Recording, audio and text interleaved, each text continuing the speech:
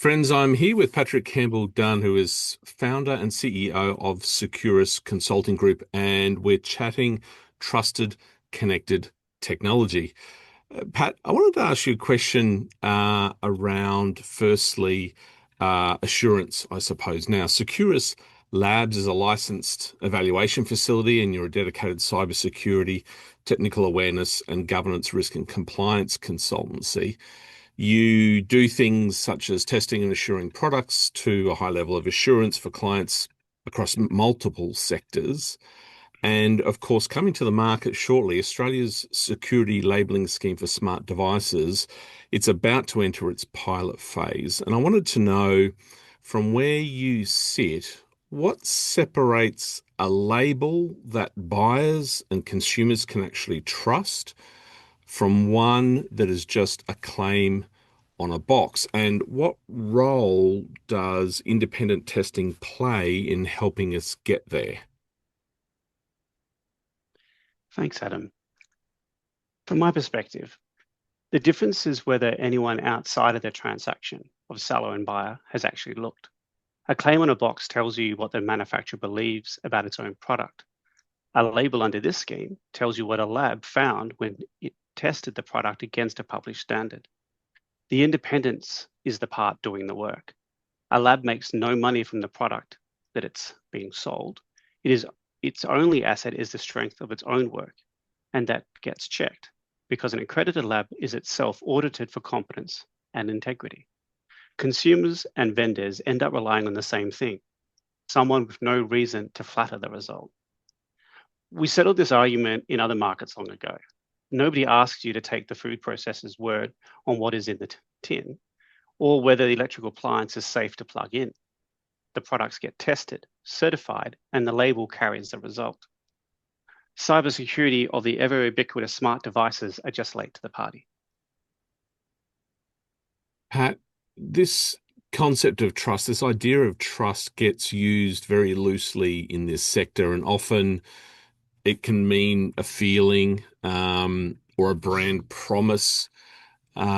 Your business is built on the idea of assurance, which is kind of the opposite of a feeling.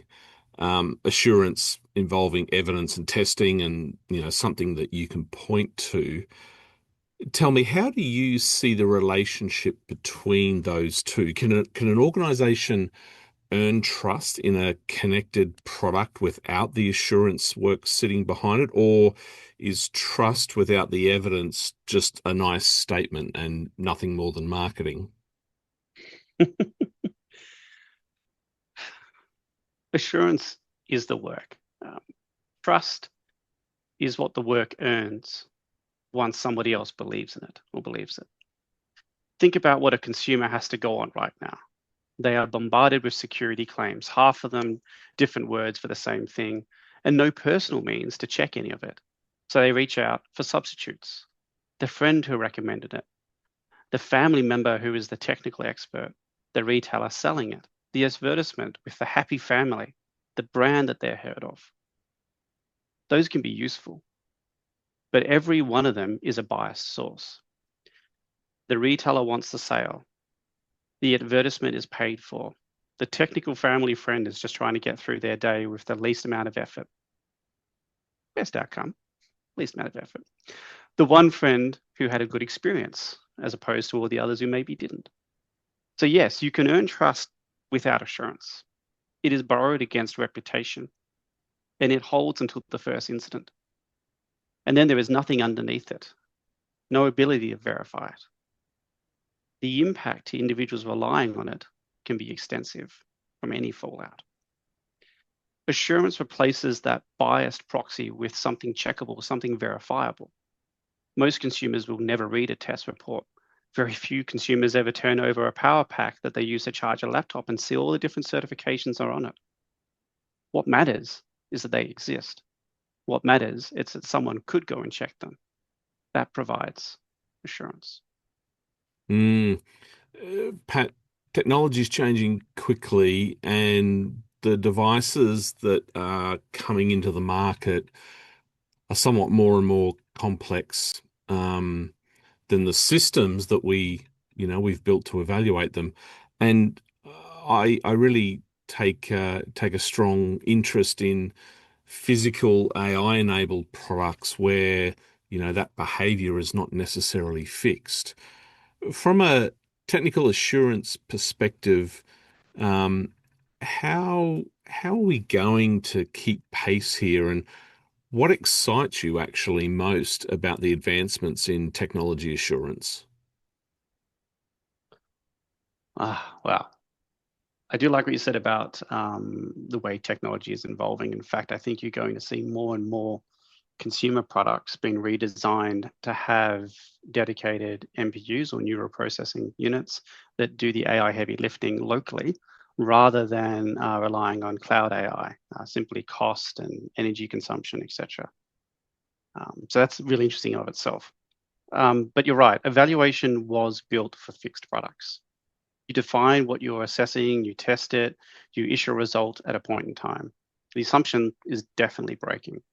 Firmware ships weekly, AI-enabled devices, the behavior is not fixed at all. So testing outputs one at a time gets you nowhere. Assurance has to continually evolve with products it seeks to assure. How the system fails, what it refuses to do, whether the update mechanism is sound, whether the AI model and its training data have known provenance, and that's a particularly important one. Whether the manufacturer can see what the device is doing in the field, as we're seeing, is a very popular news article on various, well, I won't name the news brands, but you see buses that all of a sudden are putting information back to home. You see personal cars that are going information back to home. What interests me is there is an increasing focus on the empirical and not the esoteric. Um, and Australia was designing the scheme while those products are arriving, rather than continuing with the band-aid approach that we have had so far, which is to say, well, we've now got a product. How do we make it safe, as opposed to how do we drive products towards a safe starting point? The security leaving scheme and schemes like it have to move just as fast as vendors and the vendor product evolution to ensure relevance of cybersecurity testing and evaluation that builds independent, repeatable, verifiable trust, as opposed to a biased source. Pat, wise words there indeed. And friends, encourage you to head to the Securus website, securus-cg.com, for more about what they do. And Pat, really looking forward to talking again soon. Thanks for joining us. Thanks, Adam.